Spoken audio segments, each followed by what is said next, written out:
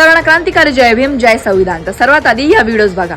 गुन्हा दाखल केला की तातडीने आरोपीला 24 तासाची आत अटक झाली पाहिजे असं सुद्धा पूर्वी नियम होता आणि त्या पद्धतीने अटक काही लोकांना केली जायची. परंतु याचा काही ठिकाणी गैरवापर निश्चित झालेला आहे, हे नाकारता येत नाही.